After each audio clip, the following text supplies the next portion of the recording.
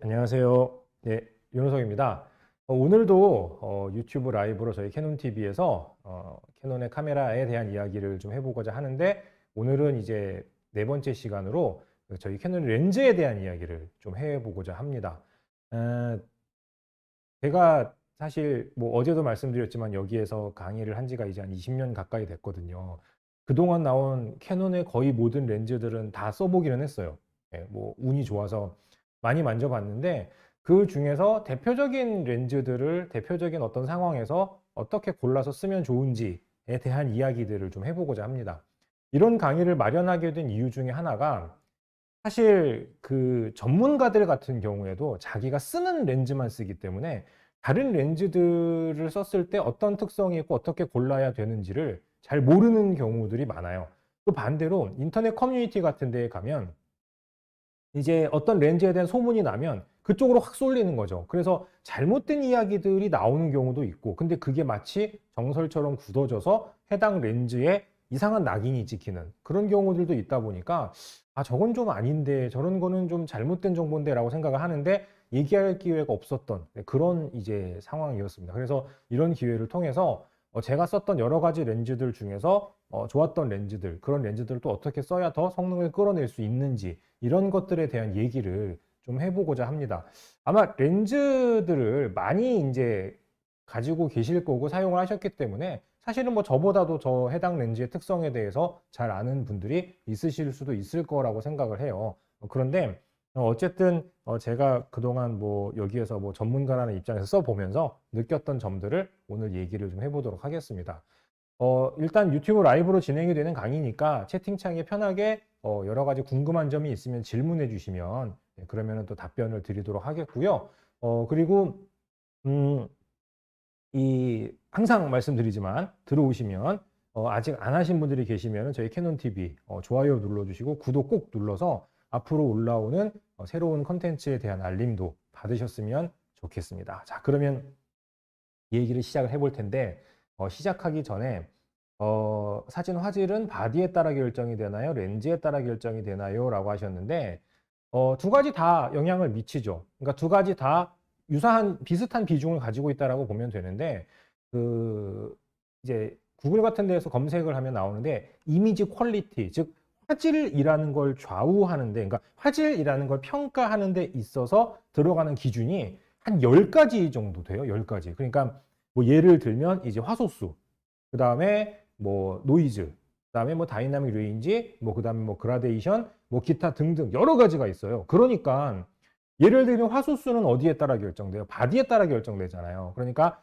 화소수가 높으면 화질이 좋다. 이건 맞는 얘기긴 하지만 바디에서 결정이 되는 문제이기 때문에 또 이건 얘기가 다르고. 근데 반대로 이제 뭐 예를 들어서 렌즈의 수차라든가 이런 부분들 때문에 발생하는 것들은 철저하게 렌즈 때문에 발생하는 화질 문제거든요. 그러니까 그런 것들은 또 카메라하고는 상관이 없는 거죠. 그래서 두 가지가 골고루 사실은 결합이 되어 있다라고 보시면 됩니다. 근데 이제 일반적으로 카메라하고 렌즈를 구입할 때 예전에는 바디가 굉장히 자주 업데이트가 됐잖아요. 예를 들어서 오디 계열 같은 경우에도 3년에 한 번씩 신제품이 나왔어요. 그리고 두 자릿수 바디, 뭐 예를 들면 80D, 90D나 혹은 700D, 800D 계열의 바디들은 1년에 한 번씩 신제품이 나왔다고요. 그러니까 신제품을 사더라도 1년만 지나면 구형이 되다 보니 사람들이 바디에 투자를 하기가 쉽지 않았던 거죠. 그래서 보통은 뭐 렌즈를 먼저 사고 뭐 바디는 나중에 바꿔라 뭐 이런 얘기도 하고 그랬는데, 요즘은 이제 카메라 시장이 약간 줄어들면서 이 바디에 대한 업데이트 주기가 굉장히 길어졌습니다. 이 오디마크4만 하더라도 지금 나온 지 6년 됐는데 뭐 후속 소식은 전혀 없고, 그다음에 미러리스 바디들도 제 생각에는 비슷한 길을 걸을 것 같은데, 그렇게 본다라면 바디를 일단 그냥 지금 현 상황에서 괜찮은 걸 사고 그냥 그거를 뭐 5년, 6년, 심지어 10년 이상 오랫동안 쓰는 것도 방법일 수 있어요. 반대로 이제 예산이 한정돼 있으면 그냥 적당한 바디를 구입을 하고 뭐 렌즈에 조금 이렇게 비중을 싣는다거나 뭐 이런 방법도 있을 수 있겠죠. 그래서 이거는 이제 개인의 사정에 따라 선택을 하셔야 되는 부분인데, 오늘 강의를 들어보시면 약간은 좀 해답이 나오지 않을까라고 생각을 하고 있습니다. 자, 그러면 이제 교환을 보면서 이제 시작을 해서 얘기를 좀 드려보도록 하죠. 자, 일단 렌즈를 구분하는 방법부터 좀 설명을 드릴 텐데, 오늘 이제 렌즈를 뭐 인물 사진용, 풍경 사진용 이런 식으로 설명을 드릴 거예요. 근데 사실은요, 인물 사진용 렌즈, 풍경 사진용 렌즈는 존재하지 않습니다. 저희 캐논 코리아 홈페이지에 가시면 그런 식으로 이 렌즈를 전혀 분류해 놓지 않고 있습니다. 그러니까 인물이나 풍경이나 스냅 사진이나 어떤 렌즈로는 다 찍을 수 있는 거예요. 그런데 렌즈는 그러면 어떻게 구분을 하느냐? 초점 거리에 따라서만 구분이 된다. 이렇게 생각을 하시면 됩니다. 물론 이제 저희 캐논은 지금 대표적으로 폼 팩터를 2개를 운영하고 있잖아요. 예를 들면 이제 이 DSLR하고 그다음 미러리스 2개가 있기 때문에 거기에 따라서 렌즈가 구분이 되기도 하지만 기본적으로는 초점 거리에 따라서 표준, 광각, 망원 이런 식으로만 분류가 되어 있다. 이렇게 생각을 하시면 됩니다. 왜냐하면 렌즈의 용도를 결정하는 가장 중요한 게 바로 이 화각이에요. 화각. 찍히는 각도. 이 화각을 결정하는 요소는 뭐예요? 렌즈의 초점거리라는 것이죠. 그래서 초점거리가 짧으면 광각, 길면 망원이잖아요. 그러니까 이것에 따라서만 렌즈를 구분을 하게 되어 있다. 이렇게 보시면 됩니다. 그런데 이제 그렇게 구분이 되어 있기는 하지만 실제로 사진에서 렌즈가 미치는 가장 중요한 요소는 화각뿐만 아니라 또 심도라는 요소가 있기 때문에 이것까지 고려해서 이제 렌즈를 골라야 된다라는 얘기죠.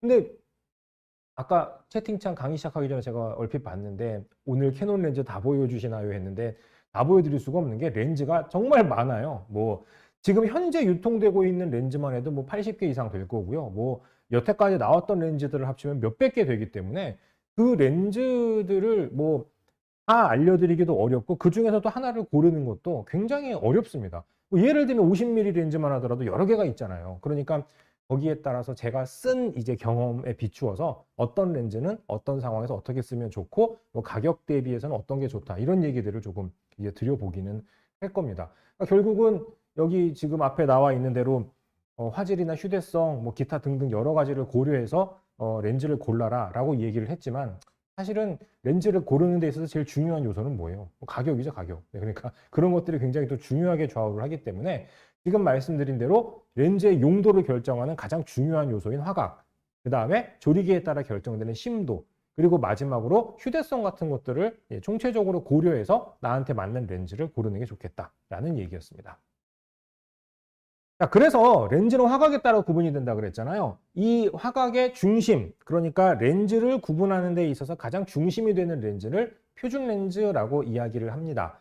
자, 표준 렌즈의 정의라고 하면 거의 대부분의 우리 여기 채팅창에 들어오신 분들도 그렇고 사진 애호가들이 그냥 사람의 눈으로 보는 거하고 비슷하게 찍히는 그런 렌즈야라고 얘기를 많이 하시는데요.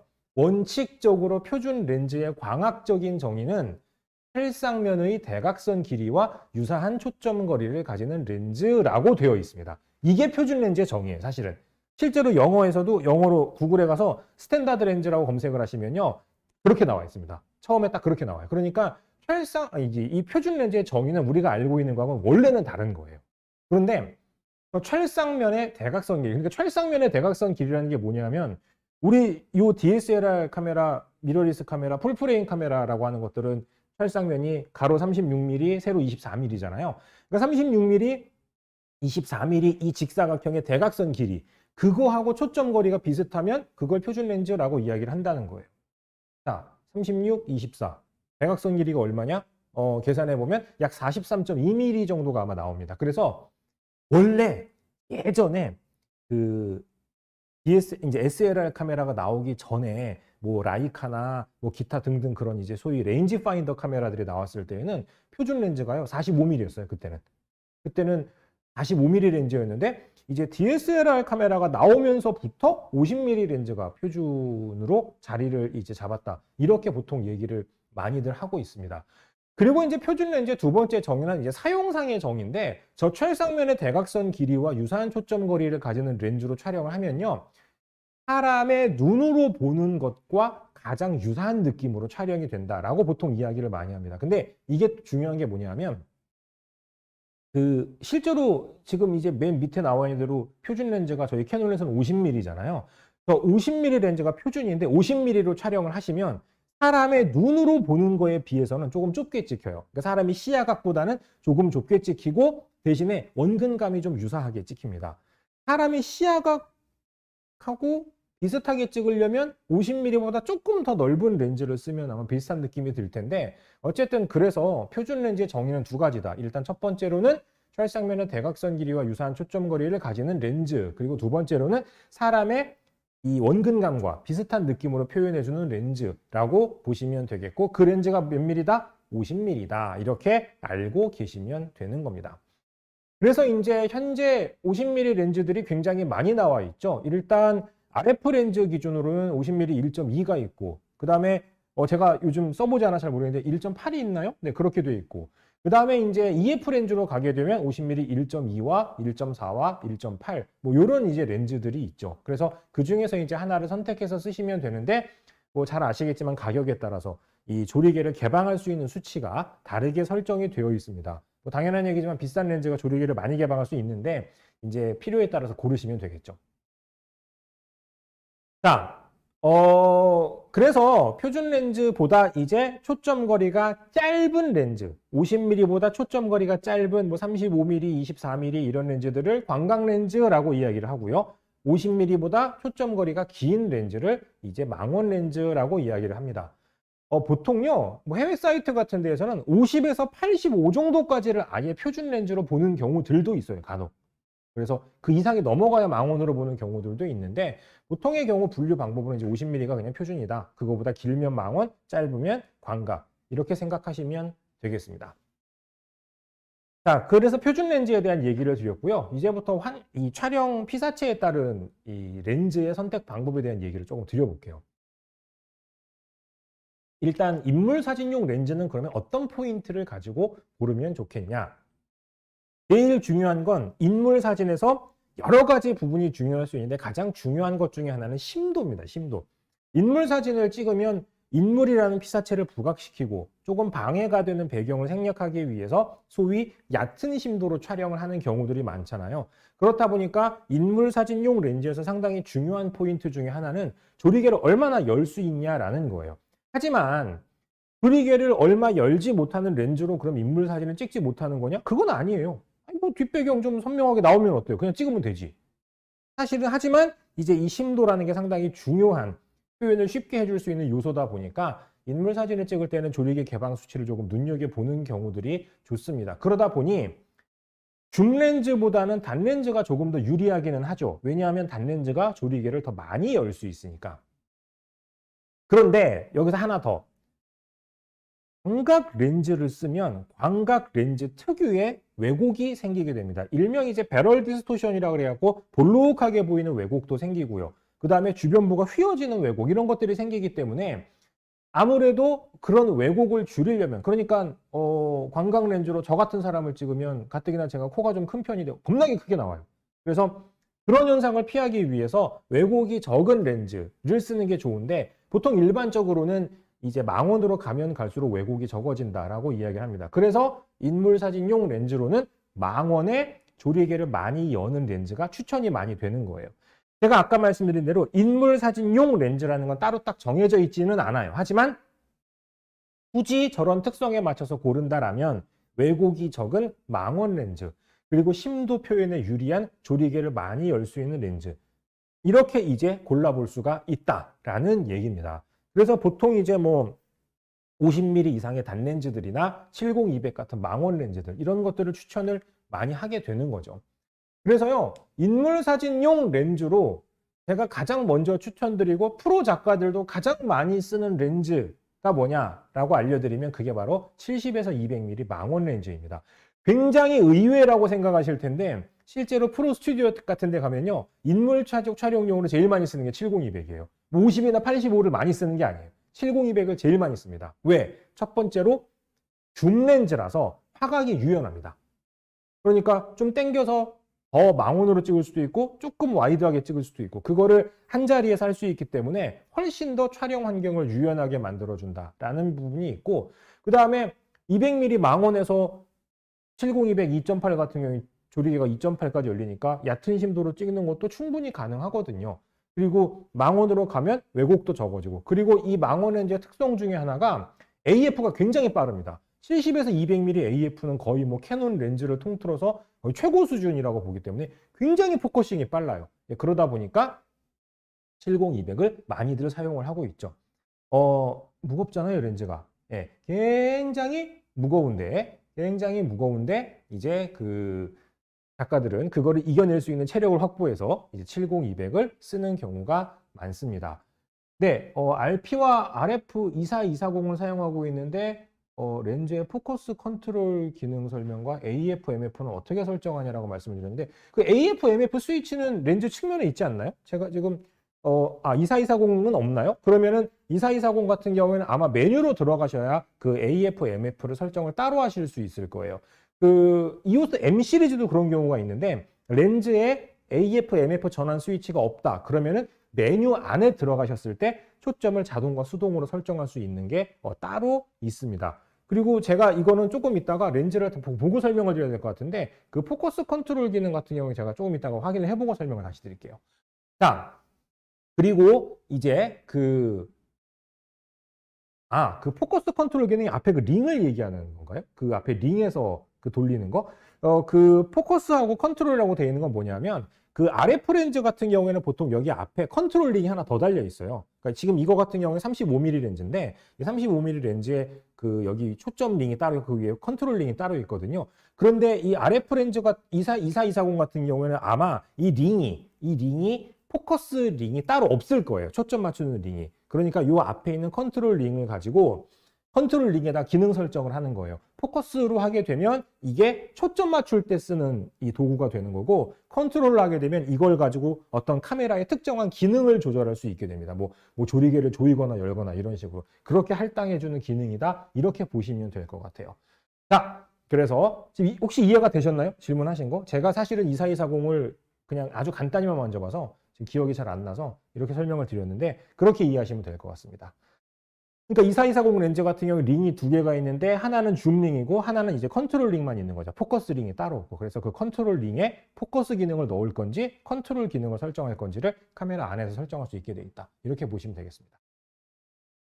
자, 망원 렌즈의 단점은 뭐 이제 가까이서 찍기가 어렵다라는 거. 70-200 렌즈가 요즘은 좀 달라졌을 텐데 예전 렌즈 EF70-200 같은 경우에는 최단 촬영 거리가 한 1.2m 됐어요. 그러니까 1.2m 안으로 들어오면 초점이 안 맞는 거예요. 그래서 피사체를 조금 멀리 두고 찍어야 한다. 그러니까 실내 촬영 같은 데서 조금 불리하다는 단점이 있었고 렌즈가 크니까 휴대에 불리하고 그리고 렌즈가 또 역시 무겁고 망원이기 때문에 흔들림에 취약하다라는 이제 단점이 조금 있었죠. 하지만 그럼에도 불구하고 여러 가지 장점이 많기 때문에 가장 인물 사진용으로는 널리 쓰이는 렌즈다. 이렇게 보시면 될 것 같습니다. 그런데 그 근래에 나온 RF 렌즈들은 조금 더 나아지긴 했지만 제 경험으로 요 DSLR용 EF70-200 같은 경우에 조리개를 개방을 하면 아무래도 조금 화질적으로 아쉬운 점들이 있었어요. 그래서 저는 70-200을 2.8짜리를 쓰더라도 무조건 4 정도로 놓고 찍었거든요. 그러니까 조리개를 조금 조여서 찍으시면 아마 화질이 훨씬 확 좋아질 거예요. 그래서 조리개를 조여서 찍는 버릇을 조금 기르시는 게 좋겠고 그 다음에 뒤에 다시 한번 제가 말씀을 드릴 수 있을지 모르겠는데 망원 렌즈는 무조건 손떨림 보정 기능이 있는 걸 구입하시는 게 좋고 그걸 적극적으로 사용을 해야 됩니다. 흔들림에 이제 민감하기 때문에 혹은 그게 없거나 촬영하기 힘들다라고 하시면 모노포드 쓰는 습관을 좀 기르세요. 귀찮으시겠지만 모노포드를 쓰면 훨씬 더 망원 렌즈를 안정되게 사용을 하실 수 있고 셔터 스피드를 충분히 좀 확보해서 촬영을 하셔야 흔들림을 줄일 수가 있겠죠. 근래에 나온 요 70-200 2.8 RF 렌즈는 굉장히 평이 좋더라고요. 왜냐하면 화질도 좋은데 이제 크기도 아주 컴팩트해서. 다만 이제 단점으로 지적되는 게 그 소위 이제 경통이라고 얘기를 하죠. 렌즈가 이제 조금 그 줌을 하는 과정에서 나왔다 들어갔다 하는 측면이 있는데 크기를 줄이려면 어쩔 수 없는 선택이에요. 네. 형아백통, 네. 그것도 조리개 조금 조여서 찍어서 한 5.6 정도? 네. 조리개 조이면은 심도를 손해 보니까 그게 상당히 싫으실 텐데 어쨌든 이 조리개는 조금 한 스탑 정도라도 조여서 찍으면 화질적으로 조금 더 나은 그런 느낌을 받으실 수 있을 겁니다. 자, 다시 RF 렌즈로 얘기를 좀 돌아가서요.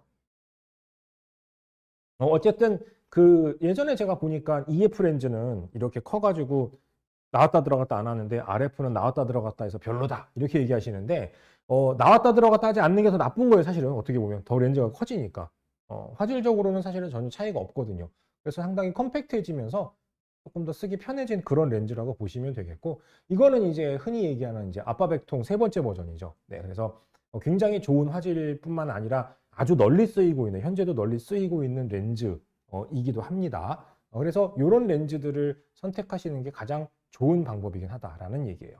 근데 이제 이 망원 렌즈를 저도 이제 사실은 좀 제가 여행을 다니면서 뭐 수만 장의 사진을 찍었지만 잘 안 가지고 다니는 이유가 너무 무거워요. 너무 무겁고 이게 저는 DSLR을 주로 썼으니까 이 렌즈를 주로 쓸 수밖에 없는데 이거 들고 다니면 너무 눈에 띄어요. 근데 사람들을 조금 이제 약간 자연스러운 모습으로 소위 이제 몰래카메라 비슷하게 찍어보고 싶어도 저거는 렌즈만 딱 들이대면 티가 너무 나니까 이제 찍기가 쉽지가 않은 거죠. 그래서 이제 좀 아쉬운 부분들이 있었지만 그래도 어쨌든 자연스러운 피사체의 표정을 포착한다거나 혹은 얕은 심도의 사진을 찍는다거나 기타 등등 여러 가지 측면에서 가장 이제 인물 사진용으로는 추천드릴 만한 렌즈다라고 생각을 합니다.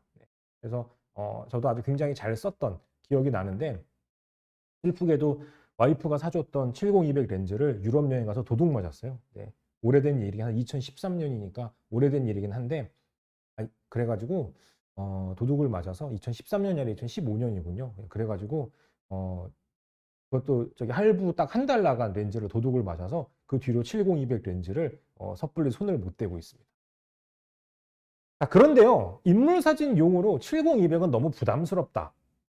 그러니까 70-200은 사실은 인물 사진용으로도 좋지만 원칙적으로는 망원 촬영을 하기 위해서 구입하는 렌즈잖아요. 근데 그게 너무 크고 비싸고 부담스럽다라고 하시면 하나 더 선택해 볼 수 있는 렌즈가 저는 100mm 매크로 렌즈예요. 의외라고 생각하실 텐데 100mm 매크로 렌즈로 인물 사진을 찍는 작가들이 의외로 많아요. 왜? 일단 화질이 기가 막힙니다. 이 매크로 렌즈의 큰 특징 중에 하나가 뭐냐면요. 조리개를 개방해도 화질이 거의 떨어지지 않습니다. 그러니까 조리개를 조였을 때하고 개방했을 때하고 화질이 거의 똑같아요.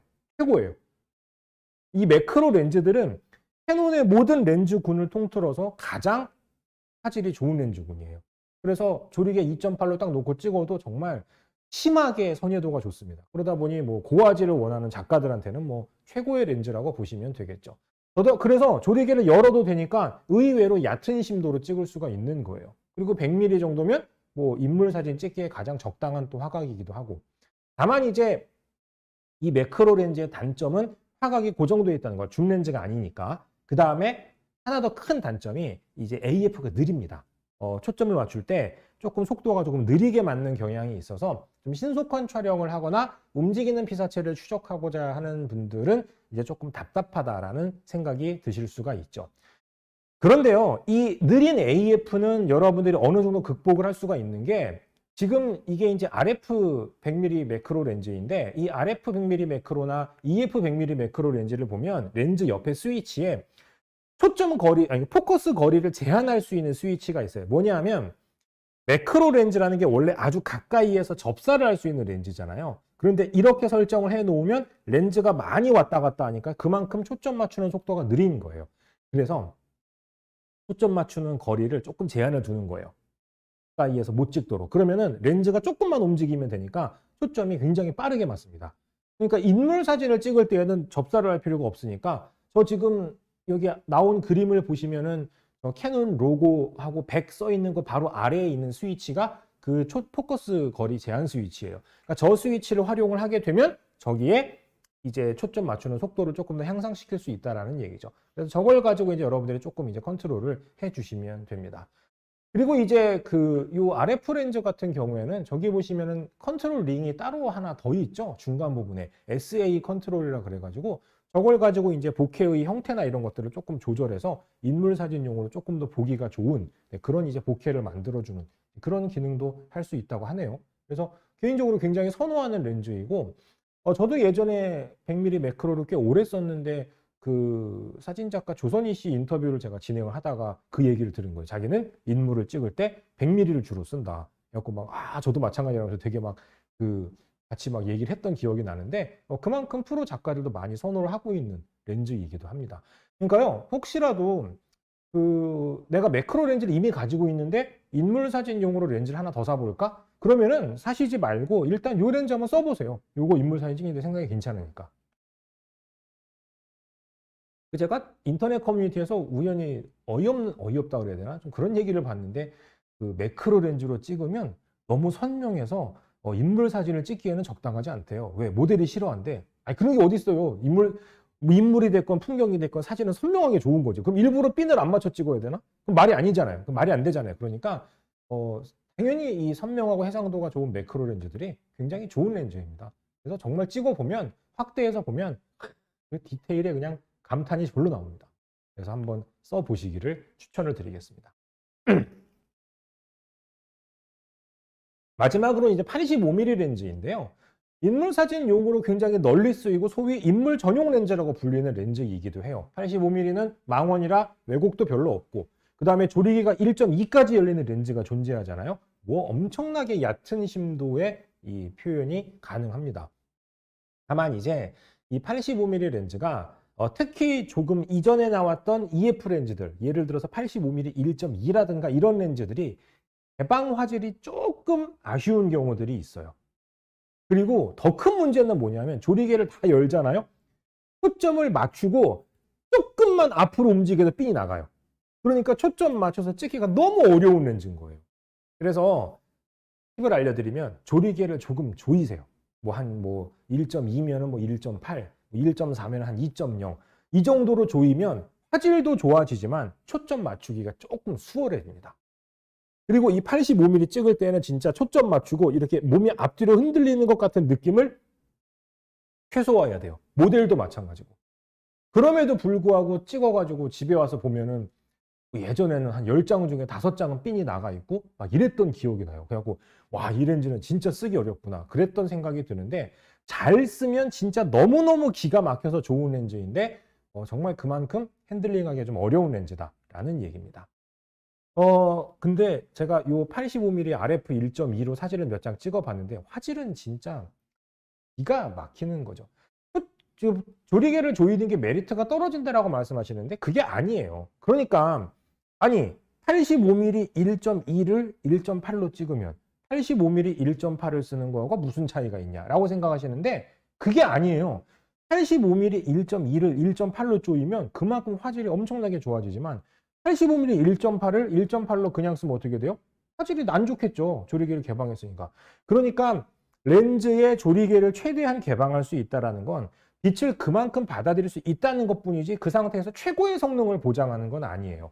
당연히 렌즈를 주변부까지 다 쓰게 되면 렌즈를 깎는 과정에서 오차가 있을 수밖에 없기 때문에 주변부의 이 왜곡이나 이런 것들도 존재하고 화질 저하가 존재할 수밖에 없는 겁니다.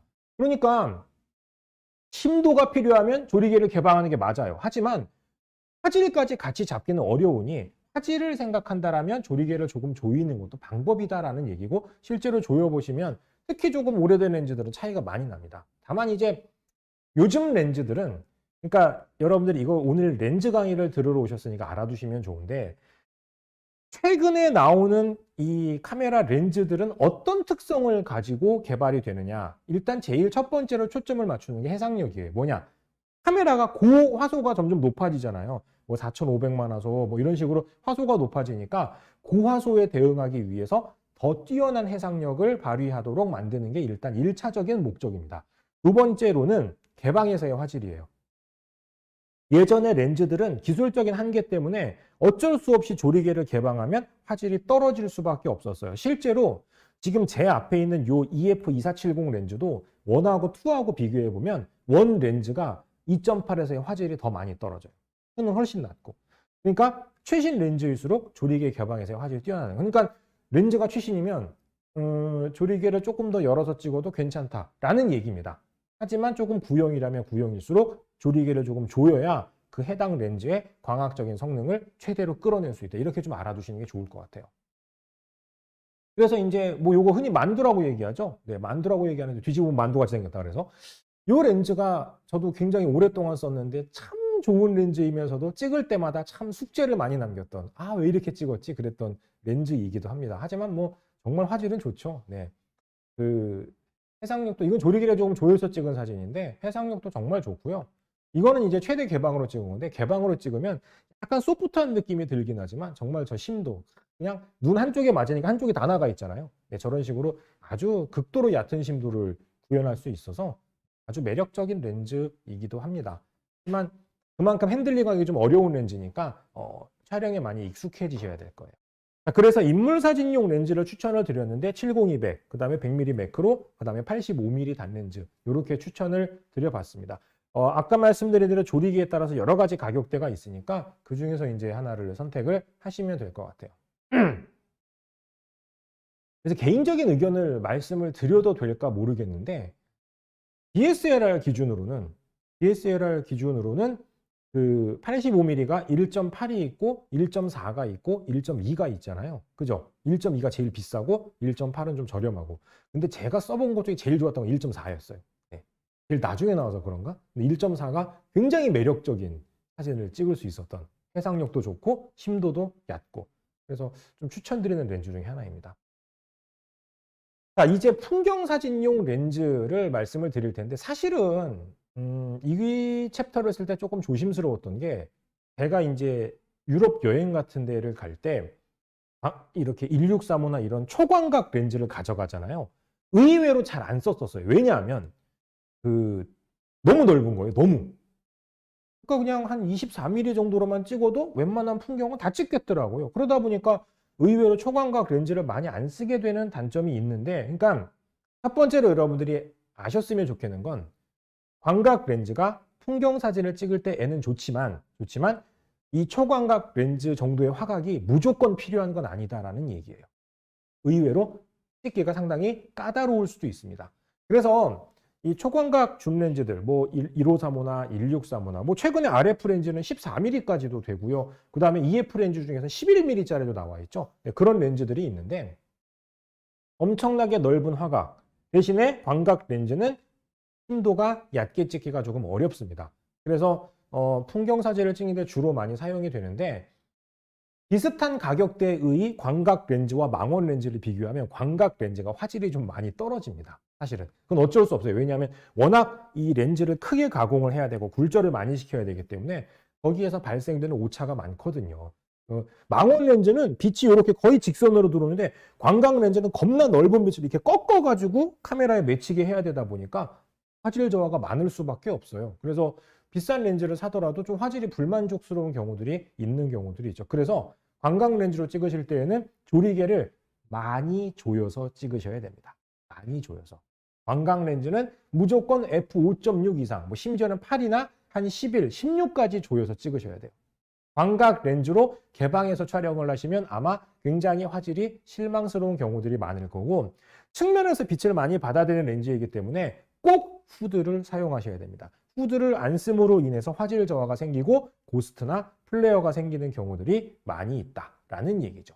그래서 물론 망원 렌즈도 그렇고 다 후드를 쓰는 게 좋은데 진짜 제일 후드가 필요한 렌즈는 광각이에요. 그걸 꼭 알아두시고 사용을 하시면 좋겠습니다.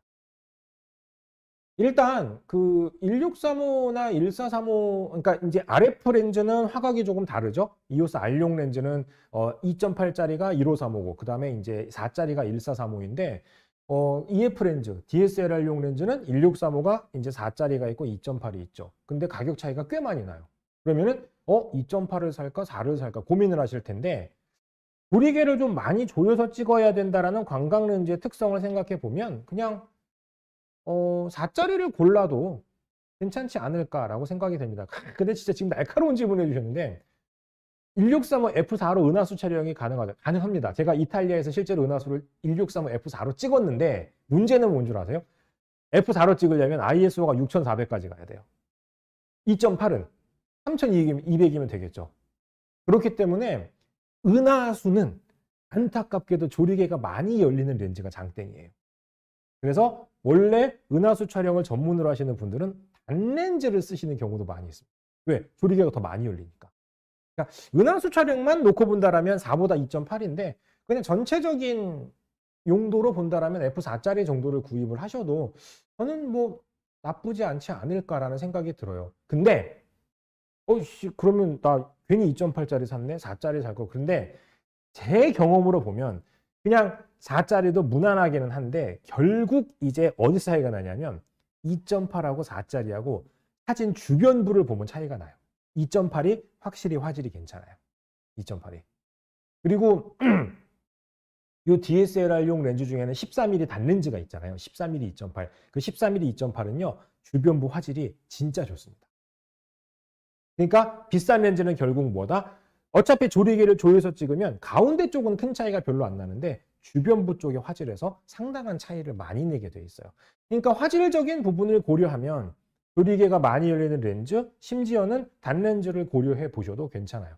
그런데 저처럼 광각 촬영을 많이 선호하지 않고, 그러니까 사용 빈도가 조금 떨어지는 편이고 가끔 찍는 정도다라고 생각하시면 그냥 가격 대비를 고려해서 F4 정도의 렌즈를 고르는 것도 방법이고, 그 다음에 이제 그 렌즈 수차 보정이라는 기능에서 주변 조도 보정, 이건 아마 대부분 다 설정이 이미 되어 있으실 거예요. 그런데 카메라 메뉴에 들어가셔서 렌즈 수차 보정 기능 중에 주변 조도 보정 기능이 설정으로 되어 있는지 꼭 확인을 하고 광각 렌즈를 사용을 하시기를 바라겠습니다. 광각 렌즈는 주변부가 어둡게 나오는 현상이 더 심하게 발생하기 때문에 이 기능을 반드시 켜고 촬영을 하셔야 됩니다. 이 렌즈 좋더라고요. 1535 2.8짜리. 비싸서 그렇지. 그냥 풍경 사진용 렌즈로는 아예 거의 뭐 끝판왕급 렌즈이고, 사실 광각 렌즈라서 손떨림 보정 기능이 많이 개입하는 것 같지 않지만 손떨림 보정 기능이 있어서 손으로 들고 풍경 사진을 찍을 때도 굉장히 좋은, 아주 화질적으로는 정말 광각 렌즈의 끝판왕급 렌즈 중에 하나입니다. 그리고 이제 독특한 존재가 하나 있죠. 야, 이거는 제가 예전에 몇 번 써봤는데 정말 화각이 너무 넓어서 감당이 안 되더라고요. 1124 렌즈인데, 와, 진짜 저건 이제 렌즈 혹시 가지고 계신 분 계세요? 저 후드에 가려서 안 보이는데 렌즈가 이렇게 앞에 알이 그냥 구슬처럼 둥그렇게 생겼어요. 네.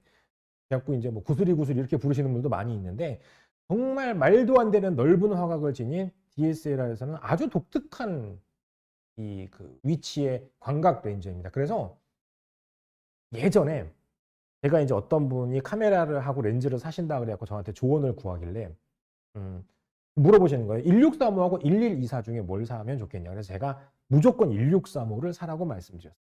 근데 결국 제 말을 안 들으시고 더 비싼 1124를 사시더라고요. 근데 나중에 후회를 좀 하시더라고요.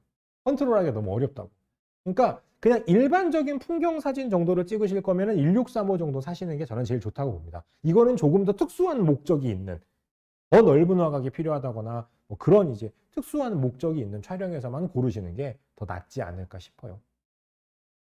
뭐 의외로 근데 좀 이렇게 웅장하고 넓은 느낌의 실내에서 찍는 사진들이나 야외에서 찍는 사진들을 찍기에는 뭐 이 광각 렌즈만큼 좋은 존재가 없죠. 저는 사실은 기회가 돼서 1635 4짜리를 좀 많이 썼었는데 굉장히 렌즈를 만족하면서 여행 가서, 이거 이제 이탈리아 여행 갔을 때 한 5년 전에 찍었던 사진들인데 지금도 보면 굉장히 결과물이 좋아서 아주 만족을 많이 하고 있습니다. 특히 이제 이렇게 높은 데에서 내려다보는 풍경이나 이런 것들을 찍을 때 아주 이제 위력이 좋죠. 1635 렌즈가요, f2.8하고 4가 있고요. 1018은 조리개가 3.5에서 4.5인가 그렇죠. 네, 그렇게 돼 있는데 조금 다릅니다. 당연히 이제 1018은 좀 저렴한 렌즈이고 가변 조리개이기 때문에 화질적으로는 비교할 만한 부분이 아닌데, 1018 렌즈도 제가 여행 가서 많이 써봤거든요. 이거 렌즈 상당히 괜찮아요. 네. 그 크롭 바디 갖고 계신 분들 있죠? 그 90D나 뭐 이런 거 갖고 계신 분들은 1018 한번 써보시면, 야, 이거 이 가격대의 렌즈가 아닌데? 라고 생각하실 만큼 상당히 괜찮은 성능의 이 그 렌즈라고 보시면 됩니다. 하지만 1635하고 비교를 하면 급수 차이가 좀 나기는 해요. 네. 네, 그래서 촬영을 해봤고요. 그리고 요거는 이제 그 이오스 M 시리즈 있죠? 저희 미러리스의 크롭 바디 M 시리즈에서 사용할 수 있는 초광각 렌즈인 11에서 22mm인데, 요거 좋습니다. 요것도 생각보다 괜찮아요. 요거 여행 가서 아주 잘 썼는데, 이거 이제 체코 프라하잖아요. 네, 프라하에서 이제 요렇게 그 천문시계탑에서 내려다보면서 찍었던 좋은 뷰인데 아주 개인적으로 잘 썼던 꽤 훌륭한 성능의 렌즈이기도 합니다. 조리개가 4에서 5.6이긴 한데 어차피 이런 사진을 대부분 다 지금 조리개 8이나 11로 찍은 거거든요. 네, 그래서 큰 문제가 없었습니다. 저기 R6에 EF 렌즈 저기 2470을 쓰시면 렌즈 수차 보정은 당연히 그냥 켜시면 돼요. 네, 다 켜시면 돼요. 그리고 디지털 렌즈 최적화 기능도 켜고 쓰셔도 되는데 이게 있어요. 요 오디마크4의 디지털 렌즈 최적화 기능을 켜게 되면, 혹시 이거 카메라 메뉴 화면 잠깐 보여주실 수 있어요? 네. 이 오디마크4에서 디지털 렌즈 최적화 기능을 여기 렌즈 수차 보정에서 켜면 네, 이런 메시지가 나와요. 네, 촬영 시 연속 촬영 속도가 저하됩니다. 이런 이제 멘트가 나와요. 이게 무슨 얘기냐면 오디마크4는요. 디지털 렌즈 최적화를 켜면 연사 속도가 급격히 떨어집니다. 거의 초당 한 장 정도로. 그래서 제가 강의를 할 때 오디마크4에서는 디지털 렌즈 최적화는 특히 연사를 하시는 경우에는 켜지 말고 써라 라고 얘기를 많이 하는데 이 EOS R 시리즈부터는 이 RF 렌즈에는, 그러니까 RF 렌즈에는 칩이 별도로 들어있어서 거기에서 처리를 해주기 때문에 이 디지털 렌즈 최적화를 켜더라도 속도 저하가 없어요. 그래서 EOS R 시리즈의 RF 렌즈를 물리시면 상관없어요. 디지털 렌즈 최적화 기능을 켜도. 그런데 R 시리즈의 EF 렌즈를 물리면 아마 디지털 렌즈 최적화를 켰을 때 연사 속도가 조금은 떨어질 수 있을 거예요. 왜냐하면 렌즈에서 처리해주는 부분이 없기 때문에. 그런데 연사를 안 하실 거면 디지털 렌즈 최적화를 그래도 켜세요. 연사를 안 하실 거면. 연사를 할 경우에만 끄시면 됩니다. 그리고 여기서 알아두시면 좋은 게 디지털 렌즈 최적화 기능은 JPG 파일에 적용이 되는 거예요. 이게 뭔 소리고 하실 텐데 로우 파일로 촬영을 하시면 디지털 렌즈 최적화가 적용이 안 되는 건 아닌데 잘 들으세요. 캐논 카메라로 로우 파일로 디지털 최적화를 켜놓고 찍은 다음에 저희 캐논 프로그램 있죠. DPP라고 하죠. 그 DPP에서 열면 디지털 렌즈 최적화를 적용해서 보여줘요. 그런데 만약에 포토샵에서 열었어. 그러니까 캐논 카메라로 디지털 렌즈 최적화를 적용해서 찍은 로우 파일을 포토샵에서 열잖아요. 디지털 렌즈 최적화가 적용이 안 된 상태로 보여집니다. 그럼 어떻게 해야 돼요? 다시 적용을 하거나 포토샵에 있는 다른 기능을 적용해야 돼요. 그러니까 결론적으로 로우 파일로 촬영을 하면 디지털 렌즈 최적화가 적용이 그냥 안 된다고 그냥 생각을 하시면 돼요. 그래서 사실은 저는 다 로우로 찍잖아요. 디지털 렌즈 최적화를 그냥 끄고 찍고요. 포토샵이 됐건 저희 캐논 프로그램이 됐건 나중에 적용을 합니다. 나중에.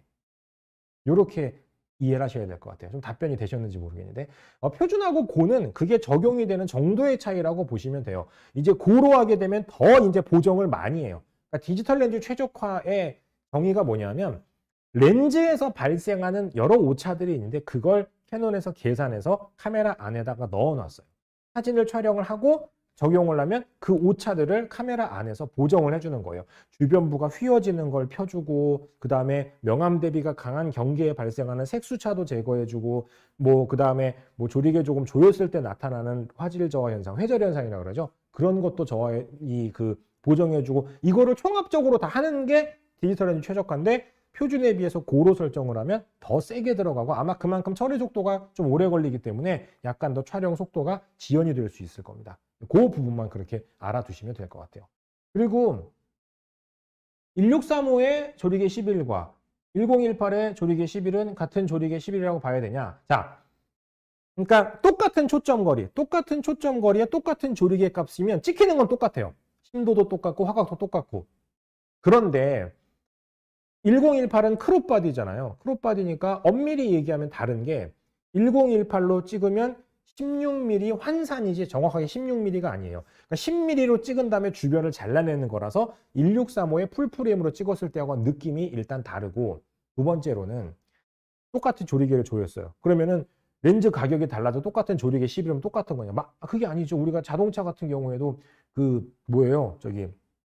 똑같은 200km를 밟으면 비싼 차가 더 안정감이 있잖아요. 그러니까 똑같이 조리개를 설정해도 화질 자체는 많이 다르게 되어 있습니다. 그렇게 돼야 됩니다. 그러니까 조리개 값은 똑같아요. 그러니까 1018 렌즈를 조리개를 조이면 1635 렌즈하고 조리개 값은 똑같은데 화각 자체가 달라요. 그러니까 1018은 10mm로 찍은 걸 일종의 크롭하는 것이기 때문에 그냥 16mm로 찍었을 때하고는 약간은 느낌이 다르다라는 거. 그렇게 이해를 하셔야 되고요. 자, USM하고 STM의 차이는 뭐냐면 모터인데요. USM은 울트라소닉 모터라고 해서 이 초음파를 이용해서, 그러니까 기어가 물리지 않고 초음파를 이용해서 마치 자기부상 열차처럼 이렇게 렌즈에 축을 붕 띄워가지고 윙윙 이렇게 돌리는 거예요. 그래서 마찰도 거의 없고 그만큼 속도도 엄청나게 빠르고 소음도 없습니다. 그래서 저희 캐논 렌즈의 대부분에는 최근에는 USM 모터를 쓰고 있는데, 지금 여기 보시면 이 35mm 아래 물려있는 이 렌즈는 STM 렌즈죠. STM 렌즈는 스태핑 모터라고 그래갖고 캠코더에 쓰는 모터가 있어요. 렌즈에 단계가 없어요. 아니, 정확히는 단계가 일정해요. 이게 무슨 얘기냐면 USM 모터는 초점을 빨리 맞추기 위해서 엄청나게 많은 단계를 빠르게 이동해요. 그러니까 휙, 휙 이렇게 돌아가는데 STM 모터는 아주 작은 단계를 천천히 돌아가요. 평평평평평평평 이렇게. 그러니까 속도는 살짝 느리지만 소음이 거의 없어요. 그리고 포커싱이 일정하게 맞아요. 그래서 STM 모터는 언제 좋냐 하면 동영상 찍을 때 좋습니다. USM 모터를 단 렌즈를 동영상 찍을 때 쓰면 일부 렌즈에서 드드드드득 하는 소음이 들리는 경우가 있거든요. STM은 그런 게 없이 그냥 쓱쓱 하고 포커스를 맞추게 되죠. 그런 차이가 있어요. 그래서 사진 촬영용으로는 USM 모터가 조금 더 적합하고요. 이 동영상 촬영용으로는 STM 모터가 적합한데, 제가 써보니까 근래에 나온 렌즈들은 USM 모터임에도 불구하고 소음이 동영상 찍을 때 생각보다 심하지는 않더라고요. 그래서 그렇게 되어 있습니다. 자, 그리고 네, 아까 24240 렌즈 질문을 다시 제가 정확하게 답변을 드릴게요. 요 24240 렌즈를 옆에를 보면 여기 스위치가 있는데, 요거 한번 요 카메라 위에를 볼 수 있을까요? 네. 네. 여기 보시면 이렇게 이제 스위치가 있죠? 네. 스테빌라이저 온 오프라는 거는 손떨림 보정 기능을 온 오프를 해주는 거고요. 그 다음에 이제 여기 있는 포커스 컨트롤은 요 링. 여기 보시면 요 링 있잖아요. 요 링. 요게 컨트롤 링이에요. 그러니까 지금 보시면 요거는 줌링이고, 요거는 줌을 해주는 거고, 그 다음에 요 링이 하나가 있는데, 요 링을 포커스로 하게 되면은 초점 맞출 때 쓰는 거. 컨트롤로 하게 되면 컨트롤링이라고 그래갖고 여기에다가 다른 기능을 할당해서 쓸 수가 있어요. 네, 그렇게 이제 요 링에 대한 기능을 이제 어떻게 쓸지를 정해주는 게 여기 있는 포커스 컨트롤 스위치다. 이렇게 보시면 되겠습니다. 자, 그러면 다시 이제 교환으로 넘어가서 생각보다 시간이 많이 갔는데 또 설명을 드리도록 하죠.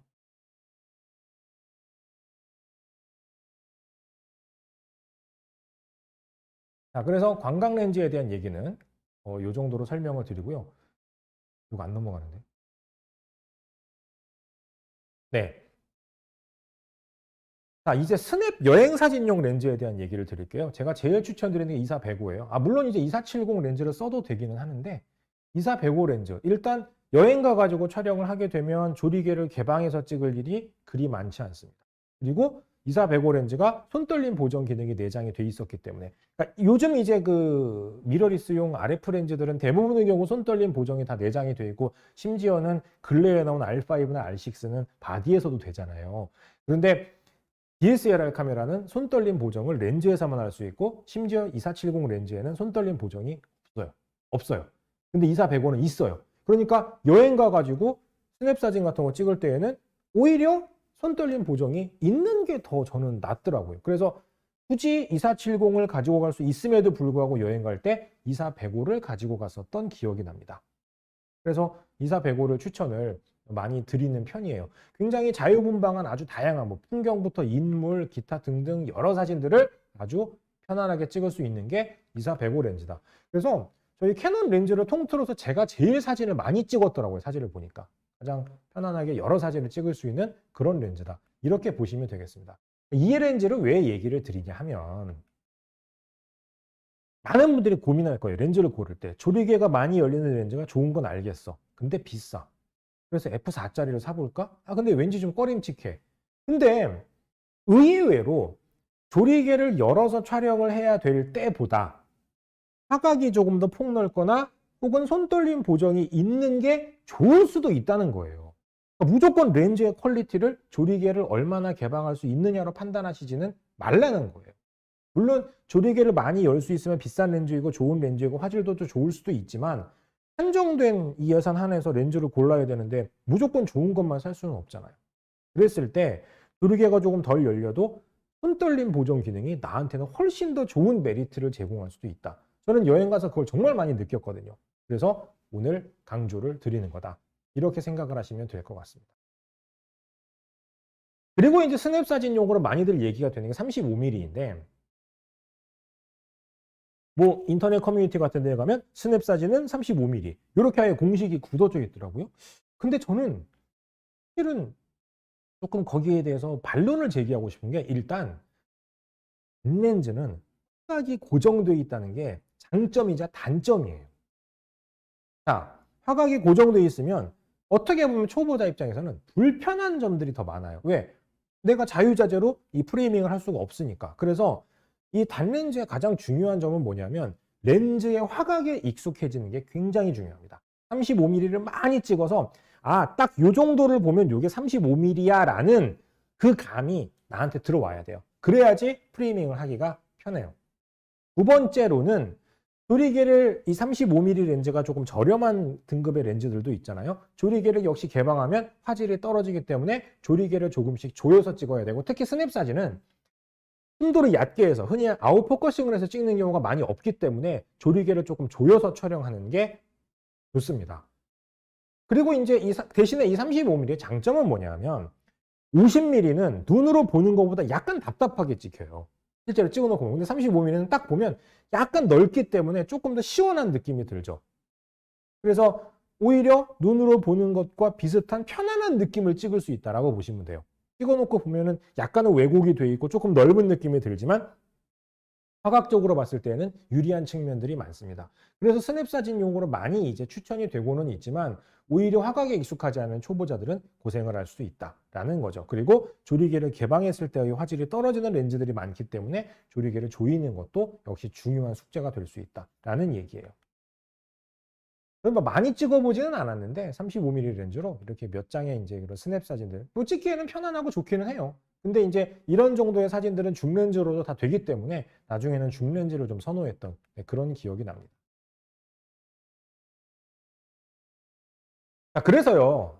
이제 오늘 몇 가지 이 인물, 풍경, 스냅이라는 주제를 가지고 이제 렌즈들에 대한 추천을 좀 드려봤는데 이외에도 굉장히 다양한 렌즈들이 많잖아요. 근데 결국은 내가 어느 정도의 예산을 가지고 어떤 사진을 찍을 거냐 이게 중요하니까 그럼 렌즈를 어떻게 골라야 되냐 이거예요.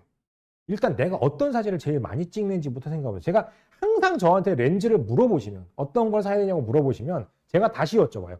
주로 어떤 사진을 찍으세요? 라고 여쭤보면 다시 답변이 돌아와요. 저는 이것저것 다 찍는데요.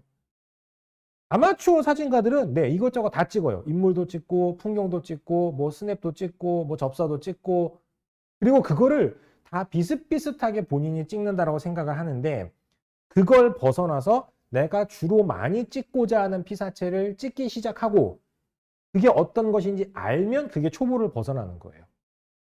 그렇기 때문에 여러분들이 이제 렌즈군을 효과적으로 갖추시려면 내가 주로 찍고자 하는 사진, 앞으로 찍을 사진이 어떤 것인지를 꼭 정하셔야 됩니다. 인물이면 인물, 풍경이면 풍경 정하셔야 돼요.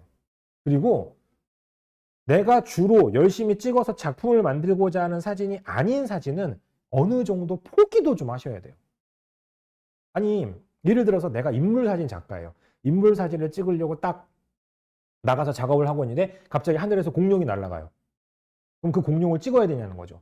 내가 인물 사진 작가가 아니라면 굳이 찍지 않아도 된다는 거예요. 근데 처음에는 욕심을 못 버리니까 그냥 이것도 찍었다 저것도 찍었다 다 찍으려고 하는데 그러다 보니 렌즈가 다 좋아야 되고 다 갖추고 써야 된다. 이런 문제가 생기는 거죠. 그래서 내가 감이 안 오시면 내가 어떤 사진을 주로 어떤 렌즈로 많이 찍었지? 라는 걸 되게 효과적으로 보게 해주는 소프트웨어가 있어요. 어도비 라이트룸이라는 소프트웨어인데 저는 지금까지 제가 한 10년 정도 유럽 여행 다니면서 찍었던 사진이 6만 장 정도 되나? 그 정도 되는데 그 사진을 라이트룸에 다 불러들여 놨어요. 그래가지고 라이트룸의 라이브러리에서 저 위에 보면은 라이브러리 필터에 메타데이터라는 부분이 있는데 저 메타데이터를 클릭을 하면 찍었던 카메라 기종, 그 다음에 찍었던 렌즈, 심지어 저 메타데이터를 변경하면 찍었던 화각 이런 것들을 볼 수가 있게 돼 있어요. 그래서 쭉 보면은 아, 내가 이 렌즈를 정말 많이 썼구나. 그 다음에 뭐 예를 들면 2405 렌즈를 썼는데 그 2405 중에서도 나는 몇 미리로 많이 찍었구나. 이걸 분석할 수 있다니까요. 제가 분석을 해봤더니 저는 2405를 제일 많이 썼는데 그 중에서 24mm하고 105mm로 제일 많이 찍었더라고요. 중간이 없어요. 항상 찍은 거 보면 렌즈 끝단을 많이 쓰는 거예요. 2470을 써도 마찬가지고. 그러면은 이제 대체할 수 있는 렌즈를 고를 때, 뭐 예를 들면 내가 2470 렌즈를 정리하고 단렌즈를 갖추고 싶다. 그럼 저는 몇 미리 사야 되겠어요? 24mm하고 85mm. 뭐 이런 렌즈를 사야 되겠죠. 그런 식으로 정할 수가 있는 거예요. 그래서 사진을 꼭 분석을 해보고 내가 어떤 류의 렌즈를 가장 많이 썼는지, 어떻게 촬영을 했는지 그런 것들을 이런 소프트웨어를 통해서 한번 분석해 보시기를 바랍니다. 그리고 경제적으로 이렇게 좀 여유가 있으시면 모든 렌즈를 다 최고급으로 갖추면 좋겠죠. 근데 그러기도 쉽지도 않고 렌즈도 무겁고 그렇다라고 생각이 되면 내가 주력으로 제일 많은 피사체를 찍는 렌즈를 제일 좋은 걸 갖추세요. 저라면은 만약에 DSLR용 렌즈를 사는데 1635, 2470, 70200이 있다. 그러면은 저는 투자를 이렇게 할 거예요.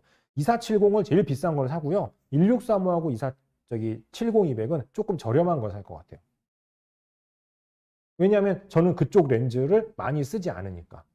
이것하고 맞물려서 인터넷 커뮤니티에 나오는 얘기들 중에 그 게륵이라는 말이 있잖아요. 그 저희 캐논 렌즈 2470을 게륵이라고 한다면서요. 저는 그 별명을 너무 마음에 들어하지 않습니다. 왜냐하면 그 게륵이라는 말이 왜냐하냐면 2470 렌즈는 아주 넓게 찍히지도 않고 아주 좁게 찍히지도 않으니까 애매하다 그래서 어떤 사람이 게륵이라는 이름을 붙인 거예요. 누가 제일 처음에 붙였는지 모르겠는데 그게 왜 게륵이에요? 실제로 사진 작가들이 제일 많이 선호하고 많이 쓰는 렌즈가 2470이에요. 왜? 가장 화각이 유연하고 가장 편안하게 사진을 찍어줄 수 있으니까. 오히려 1635는 너무 넓고 70200은 크고 무겁고 그 다음에 너무 좁은 화각이고 그렇기 때문에 찍을 수 있는 피사체가 제한되어 있어요. 근데 이제 비싼 돈을 들여서 렌즈를 샀는데 2470을 쓰면 왠지 이제 돈을 들인 것 같은 티가 안 나는 거죠. 그래서 그런 건데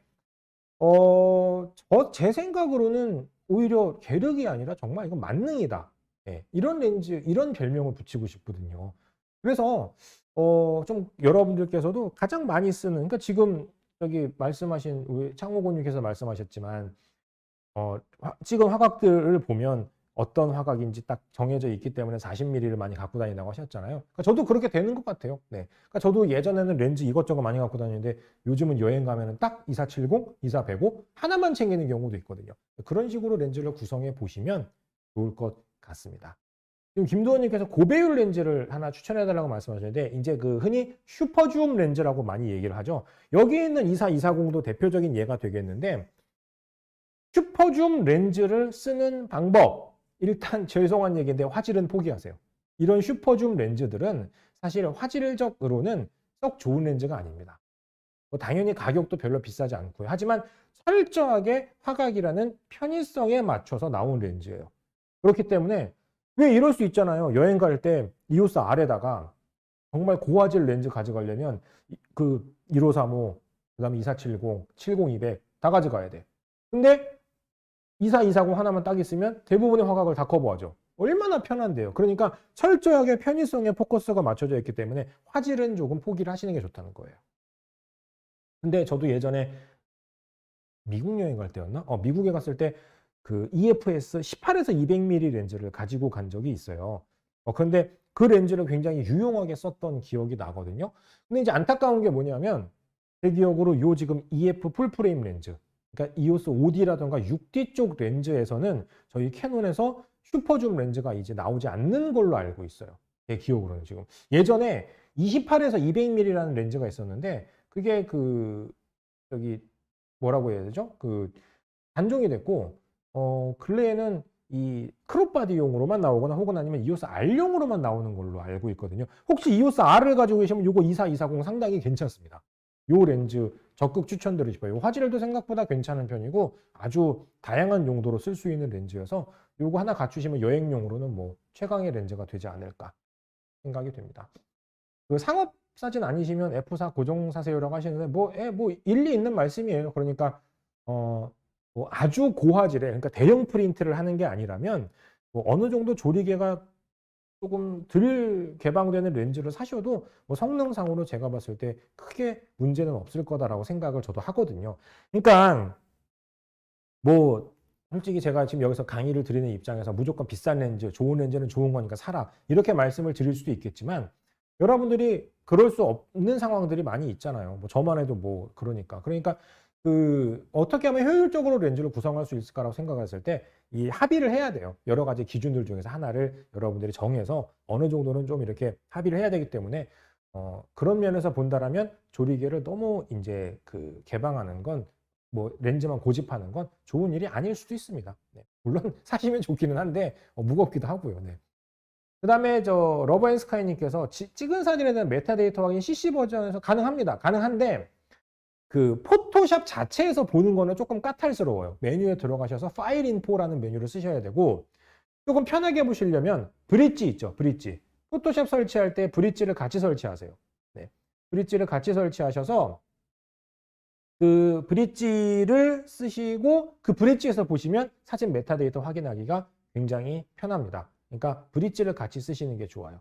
근데 이제 어도비 브릿지는 이런 식으로 분류가 조금 힘들어요. 그러니까 어도비 브릿지에도 필터라는 게 있어서 이 메타데이터별로 사진을 분류할 수 있는데, 라이트룸은 라이브러리라는 걸 만들어서 여러 폴더에 있는 걸 한꺼번에 다 묶어서 볼 수 있는데, 브릿지는 그 기능이 없기 때문에 해당 폴더에 있는 사진만 분류할 수가 있어요. 그래서 이제 그렇게 보시면 될 것 같습니다. 자, 그 다음에 이제 R6의 제품 촬영으로 단종 렌즈 50mm 매크로 쓰셔도 괜찮아요. 뭐 크게 나쁘진 않고 50mm 매크로 렌즈도 뭐 화질이 좋은 렌즈여서 뭐 굳이 아주 전문적으로 큰 사이즈의 사진을 찍는 게 아니라면 매크로 50mm 쓰셔도 저는 개인적으로 괜찮을 것 같습니다. 물론 100mm를 쓰시는 게 더 좋을 수는 있는데 굳이 막 이렇게 뭐 가격이 좀 부담스러우실 수도 있으니까 일단은 어댑터 쓰셔가지고 50mm 매크로를 한번 써보시고요. 그러고 결과가 좀 마음에 안 드시면 이제 100mm 쪽으로 이제 가시는 게 그게 맞겠죠. 근데 뭐 100mm, RF 100mm가 한 160만 원 하던가요? 지금 가격이 어느 정도 있기 때문에 일단은 한번 50mm 촬영을 해보시고 나서, 다만 이제 그 50mm 렌즈가요, 그 50mm 렌즈가 그 모터가 이제 뭐 큰 상관이, 매크로 촬영할 때 전혀 상관이 없는 얘기긴 하지만 모터가 이제 그 일반 DC 모터여서 조금 소음이 아마 있을 거예요. 네. 뭐 그건 뭐 촬영에 문제가 있는 건 아닌데 뭐 그 부분이 조금 거슬릴 수는 있어요. 잉잉 소리가 나거든요. 예, 촬영할 때. 자, EF 렌즈는 크롭바디에 장착 가능합니다. 그러니까 크롭바디용으로 나온 EF-S 렌즈를 풀프레임 바디에 장착하는 건 불가능한데, 일반 풀프레임용으로 나온 EF 렌즈를 크롭바디에 장착하는 건 가능합니다. 하지만 크롭바디에 장착을 하면 정해진 화각에 비해서 주변부가 잘려져서 촬영이 된다. 이렇게 보시면 되겠습니다. 자, 그래서 오늘 이제 설명을 거의 다 드렸는데 정리를 조금 해볼까요? 네. 표준 렌즈는요, 아까 말씀드린 대로 게르기 아니에요. 정말 모든 다양한 피사체에 대응이 가능한, 딱 하나만 쓴다라면 이 렌즈를 써도 좋은 그런 렌즈라고 볼 수 있겠고요. 그 다음에 광각 렌즈는 풍경 렌즈에 최적화되어 있고, 하지만 이제 조리개를 개방했을 때 화질이 떨어진다거나 이런 문제들이 있기 때문에 조리개를 조금 조이면서 촬영하는 습관을 길러 주시길 바라겠습니다. 망원 렌즈는 왜곡도 적고 아주 얕은 심도로 인물 촬영 같은 걸 할 수 있는 좋은 렌즈이지만 흔들림에 유의를 꼭 하셔야 돼요. 그래서 그 70-200은, 그러니까 제가 아까 f4.0짜리 렌즈도 나쁘지 않다 뭐 이런 얘기를 쭉 드렸지만, 망원 렌즈는요 무조건 2.8에 손떨림 보정이 달려있는 걸 사라고 저는 권해드려요. 망원은 어쩔 수가 없어요. 왜? 심도도 중요하고 흔들림에 민감하니까. 그래서 망원 렌즈는 하실 거라고 생각을 하면 생각을 오래 하신 다음에 투자를 좀 과감하게 해야 되겠다라는 결단을 내리시는 게 좋습니다. 네. 자, 그리고 이제 단렌즈 같은 경우에는 이러시는 경우도 있어요. 아, 내가 2470을 오래 쓰다 보니까 너무 지겨워졌어. 그래서 단렌즈를 사야 되겠어. 근데 단렌즈로 가고 나면 거의 대부분의 분들이 후회를 많이 합니다. 화각이 유연하지 않은 게 제일 큰 단점이에요. 그래서 단렌즈는 서브로 하나 사셔가지고 해당 렌즈의 화각에 적응을 많이 하셔야 돼요. 그러니까 50mm건 35mm건 장착을 하고 나면 그것만 찍을 수 있잖아요. 그러니까 그것만 찍고 나중에 카메라를 쓰지 않아도 대충 요 정도가 50mm야, 요 정도가 35mm야 이런 감을 가지고 있어야 단렌즈를 효과적으로 쓸 수가 있게 됩니다. 근데 그거에 익숙해지고 나면 단렌즈만 쓰더라도 촬영할 때 굉장히 아주 멋지게 촬영할 수 있는 경우들이 많이 있습니다. 자, 그다음에 질문 조금 답변 더 드릴까요? 그 RF 1200mm 있잖아요. 사실은 저도 한 번도 못 만져봤어요. 뭐 아직 그게 출시가 된 게 아니어갖고. 근데 잠깐 말씀을 드리면 예전에 캐논에 EF 1200mm가 있었어요. EF 1200mm가 있었는데 그건 어느 정도냐면요. 사람이 들고 다닐 수가 없는 크기예요. 실제로 그 조류 촬영하시는 분들 몇 분이 그걸 가지고 계셨는데 트럭에 실어 갖고 다녔습니다. 그래서 너무나 렌즈가 크기 때문에 거의 사용이 불가능한 렌즈였고 EF 렌즈 중에서 실사용이 가능한 렌즈 최장 렌즈가 이제 1800mm였거든요, 사실은. 그랬는데 RF로 나오고 기술이 발전하면서 이 1200이 엄청 작아졌대요. 저도 얘기를 듣기로는. 사람이 들고 다닐 수 있을 정도로 작아졌다고 합니다. 그래서 굉장히 아주 이제 컴팩트해졌는데 뭐 그럼에도 불구하고 엄청난 초망원 렌즈이기 때문에 뭐 가격은 얼마에 나올지 모르겠지만 꽤 되지 않을까 싶기는 해요. 근데 정말 초망원 촬영이 필요하시면 괜찮은 선택이 될 수도 있는데 한 가지 그 팁을 드리면 만약에 내가 막 엄청난 망원까지는 필요가 없어. 가끔 찍어. 그리고 주로 이제 그냥 한 준망원 정도로 찍어. 이러면은 그러니까 이런 경우죠. 철새 같은 거 찍을 때 400mm가 필요하거든요, 보통. 그런데 1년에 철새를 몇 장 찍지도 않아. 그런데 400mm 2.8을 산다? 이건 되게 비싼 렌즈잖아요. 그러면 어떻게 하냐면 70-200 렌즈에다가 익스텐더를 사시는 거예요. 익스텐더. 그 익스텐더를 사용을 하시면 조리개가 두 스탑 조여지기 때문에 조금 아쉬운 부분은 있지만 요즘 나오는 익스텐더들은 화질도 괜찮은 편이고 의외로 유용합니다. 그래서 가끔 이제 망원 촬영할 때만 익스텐더를 쓰고 평소에는 70-200 정도 쓰는 이러한 선택을 하셔도 저는 괜찮다고 봐요. 그러니까 무조건적으로 너무 초망원 쪽을 막 이렇게 장만을 하실 때 좀 부담스럽고 하시면 한번 그런 유연한 생각을 가져보시는 것도 좋을 것 같습니다. RF 렌즈는 안타깝게도 DSLR 렌즈에 장착이 불가능합니다. 왜냐하면 이 센서부터 이 렌즈 후면까지 플랜지백이라고 얘기하거든요. 플랜지백 거리 자체가 달라서 이 아예 장착이 안 되도록 설계가 되어 있습니다. 그리고 EFS 렌즈군이 크롭바디 쓸 때도 EF 렌즈를 크롭바디에서 화각이 잘리는 EFS. 그러니까 EFS는 아예 잘라서 렌즈를 만든 거라고 보시면 돼요. 그러니까 원칙적으로 EFS 렌즈도 10mm로 찍으면 10mm 화각이 나오게 돼 있어요. 하지만 어떻게 돼 있어요? 그렇게까지 찍을 이유가 없잖아요. 크롭바디 전용 렌즈니까. 그래서 그걸 아예 잘라서 설계를 한 렌즈라고 보시면 됩니다. 네. 그러니까 말씀하신 대로 크롭바디에 맞게 설계가 되어 있는 게 맞기는 하죠. 네.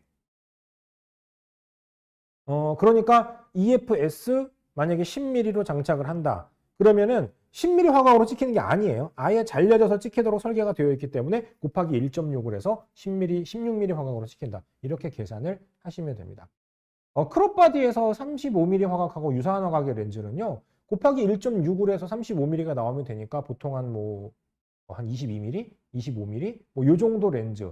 네, 한 그 정도로 보시면 됩니다. 그래서 크롭바디 렌즈 중에 이오스 M용으로는 22mm 렌즈가 있죠. 네, 22mm 렌즈가 있고 그다음에 그 EFS 렌즈는 24mm 렌즈가 있습니다. 단렌즈가. 그 24mm 렌즈를 쓰시면 35mm 화각하고 비슷하게 촬영을 하실 수가 있습니다. 그 EFS 24mm 팬케이크 렌즈가 있죠. 그 렌즈 꽤 괜찮아요. 네.